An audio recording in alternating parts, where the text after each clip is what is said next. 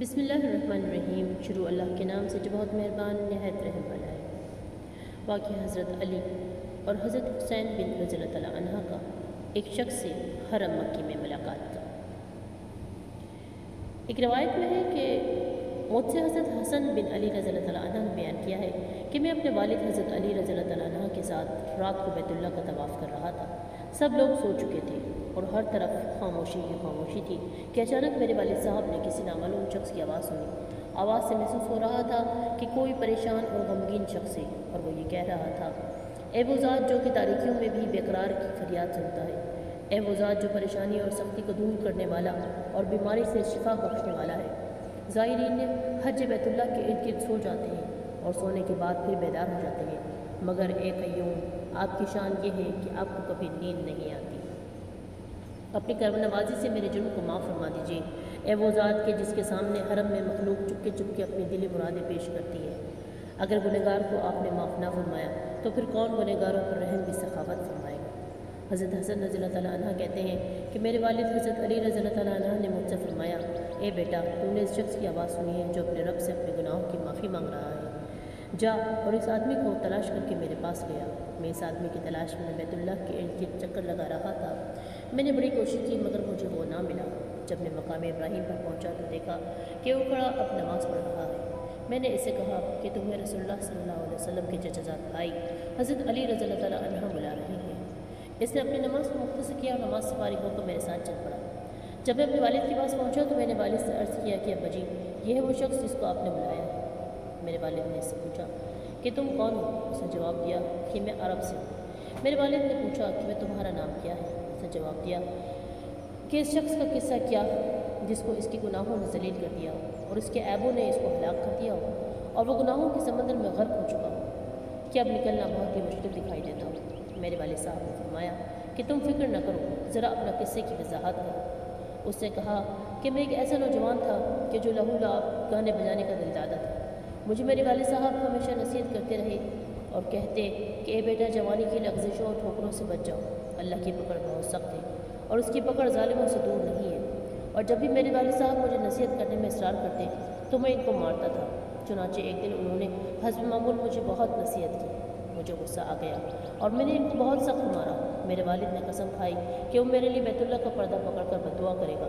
پھر میرے والد بیت اللہ شریف میں گئے اور کعبے کے پردے کو پکڑ کر یہ الفاظ کہے، اے وہ ذات جس کے گھر کعبۃ اللہ کی طرف حجاج طویل و عریض صحرا قطع کر کے اور نزدیک و دور سے سفر کر کے آتے ہیں، میں تیرے دربار میں حاضر ہوں، اے وہ بے مثل اور بے نیاز ذات جس سے گڑ گڑا کر مانگنے والا کبھی محروم نہیں ہوا۔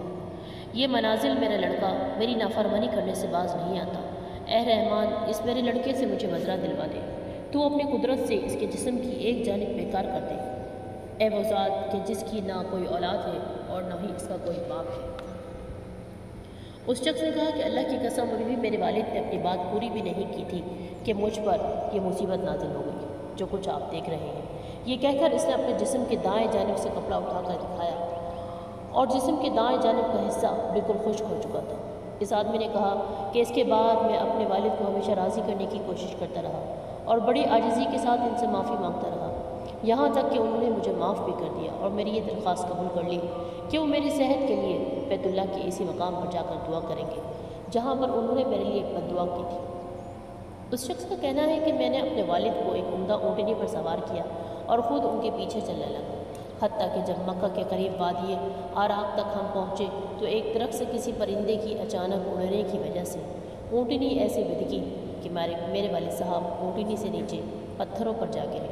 ان کا سر پتھر پر ایسا سخت لگا کہ سر پھٹ گیا اور وہ جاں بحق ہو گئے۔ میں نے ان کو وہیں دفن کر دیا اور بہت مایوسی و پریشانی کی حالت میں واپس لوٹ آیا۔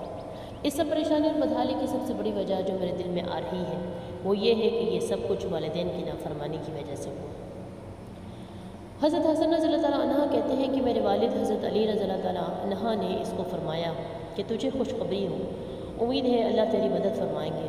پھر میرے والد صاحب حضرت علی رضی اللہ تعالیٰ عنہ نے 2 رکعت نماز پڑھی اور اس شخص کے جسم کی سوکھی جانب سے اپنے ہاتھ سے کپڑا اٹھایا اور بار بار کئی مرتبہ دعا کرتے رہے اور ذکر الہی کرتے رہے، یہاں تک کہ وہ پہلے کی طرح بالکل صحیح و سالم و تندرست ہو گئے۔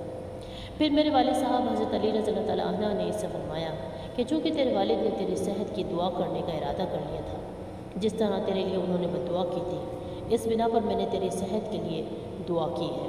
حضرت حسن رضی اللہ تعالیٰ عنہ نے فرمایا کہ میرے والد حضرت علی رضی اللہ تعالیٰ عنہ ہم سے فرمایا کرتے تھے کہ والدین کی بددعا سے ڈرو، کیونکہ جس طرح ان کی دعا میں برکت ہے، اسی طرح ان کی بددعا میں بھی ہلاکت اور بربادی ہے۔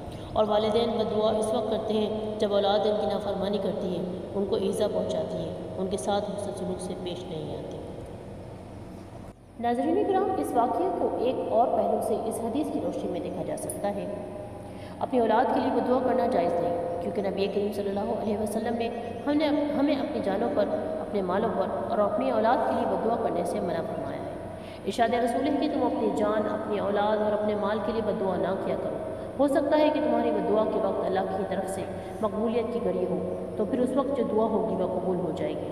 بلکہ والدین کو چاہیے کہ اپنی اولاد کے لیے خیر کی اور ہدایت کی دعا کریں، اور اسی طرح آدمی کو بھی اپنے لیے اور اپنے مال کے لیے بھی بہتری کی دعا کرنی چاہیے۔ اللہ تعالیٰ سے دعا ہے کہ اللہ پاک ہم سب کا حامی و ناصر رہے۔ اس کے ساتھ ہی ہم آپ سے اجازت چاہتے ہیں۔ اللہ نگہبان۔ اگر آپ لوگ بھی اسلام، اقوال اور طب نبوی سے ثابت شدہ علاج سے اپنی زندگیوں کو سہل بنانا چاہتے ہیں تو ہمارا چینل ضرور سبسکرائب کیجیے اور بیل آئیکن کو پریس کرنا نہ بھولیں، تاکہ ہر نئی انفارمیشن آپ تک ضرور پہنچ سکے۔